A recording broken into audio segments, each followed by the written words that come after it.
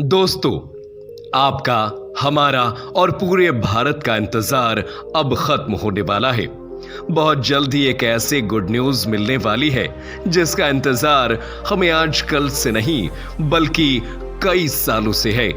जी हां दोस्तों, भारत की 142 करोड़ जनता को यूएनएससी में वीटो पावर और साथ ही स्थायी सदस्य देश बनने की खबर जल्द मिलने वाली है, क्योंकि भारत ने अब ऐसा पैंतरा फेंका है जिसमें उसने सीधा सीधा टारगेट उन देशों को किया है जो यूएनएससी में खुद को सेठ मान बैठे हैं।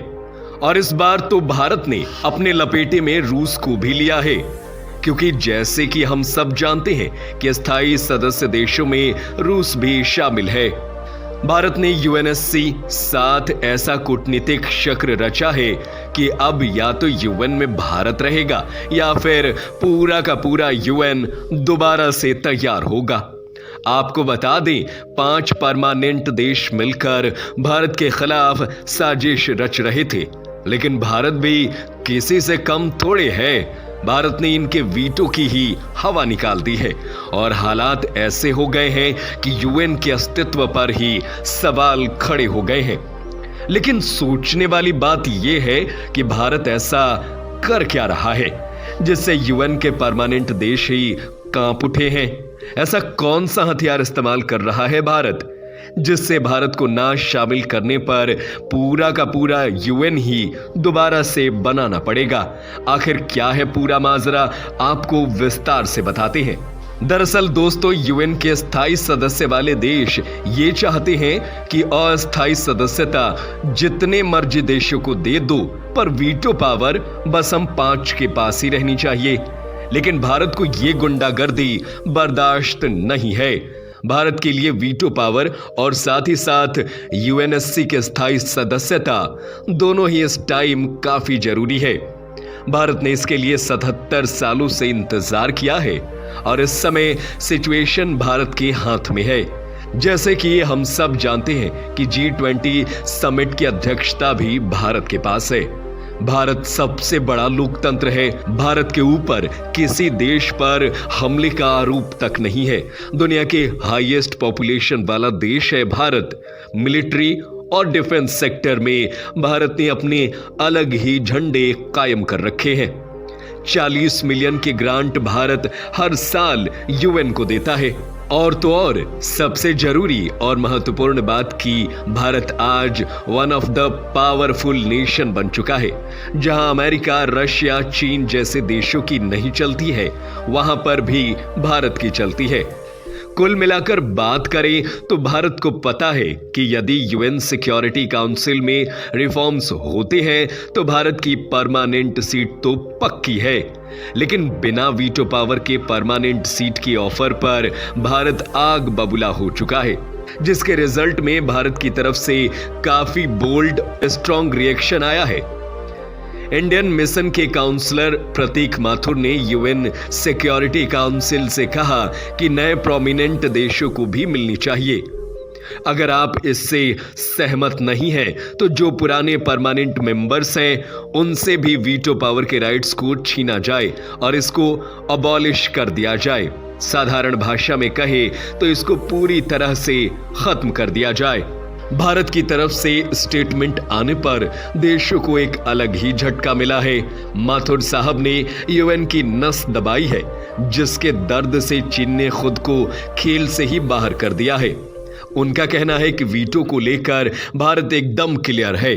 साल 2008 में बने नियमों के मुताबिक ये बात भी क्लियर थी कि इसमें किसी इंडिविजुअल या छोटे ग्रुप की दादागिरी नहीं चलेगी। भारत का सीधा सीधा इशारा चीन की तरफ था, जो भारत की हर बात, हर काम पर अपनी नाक घुसाता है। माथुर साहब का कहना था कि वीटो पावर सिर्फ 5 ही देशों के पास है और बाकी देशों के पास नहीं है, जो कि बाकी देशों के अधिकारों को बुरी तरह से छीन रहा है। और ये चीज आज भी वर्ल्ड वॉर सेकंड के माइंडसेट को रिप्रेजेंट करता है। तो अब या तो P5 के वीटो राइट्स को छीन लिया जाए और वोटिंग करके ये राइट्स दिए जाएं, या फिर बाकी देशों को भी वीटो पावर का अधिकार देकर यूएनएससी में सुधार किया जाए। दोस्तों, अब आपको बताते हैं कि भारत ने यूएनएससी की कौन सी दवाई है जिसके चलते P5 देशों की भी हालत टाइट हो गई है। दरअसल दोस्तों, यूएनएससी का काम दुनिया भर में पीस और सिक्योरिटी मेंटेन करना है और ये देखना है कि कोई भी देश आपस में ना लड़े, और साथ ही साथ कमजोर देशों को प्रोटेक्ट करना है और उनकी मदद करना। पर क्या ये ऑर्गेनाइजेशन ऐसा करने में सफल हो पा रही है? इसके परमानेंट देश रूस को ही देख ले तो अपनी ही पड़ोसी पर हमला कर चुका है और उसकी अच्छी खासी वाट लगा दी है। और ये पहली बार नहीं, बल्कि पहले भी कई देशों पर बिना वजह हमला किया जा चुका है। दूसरे परमानेंट देश चीन की बात करें तो ये भाई साहब ताइवान को वॉर की धमकियां दे रहा है। भारत समेत 23 देशों के साथ बॉर्डर डिस्प्यूट छेड़ रखा है। इंटरनेशनल वाटर बॉडीज में भी दादागिरी करने से ये भाई साहब पीछे नहीं हटते हैं। अमेरिका की बात करें तो वो भी इन सब से पीछे नहीं है, बल्कि वो तो 4 कदम आगे ही है। वो बाकी देशों को परेशान करने के लिए अलग अलग खेल तो नॉर्मली चलता ही रहता है।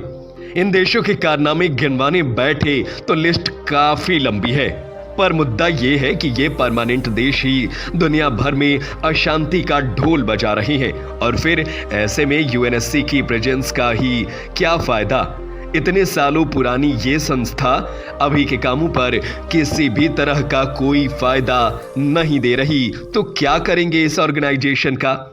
अब आप ही बताइए कि इसमें बदलाव की भारी मात्रा में जरूरत नहीं है क्या? इस समय बड़ी हलचल का माहौल बन चुका है और एक्सपर्ट्स का कहना है कि यूएन का चार्टर्ड रिव्यू होना ही चाहिए। इस समय सभी सिचुएशन भारत के फेवर में है। जल्द ही गुड न्यूज की उम्मीदें सच होकर पूरी हो जाएगी। फिलहाल दोस्तों, आज की रिपोर्ट में बस इतना ही। आप अपने विचार हमें कमेंट करके जरूर बताइएगा। साथ ही ऐसी दिलचस्प खबरों के लिए हमें सब्सक्राइब करना बिल्कुल ना भूलें। हम आपसे मिलेंगे अगले वीडियो में। तब तक के लिए धन्यवाद। जय हिंद, जय भारत।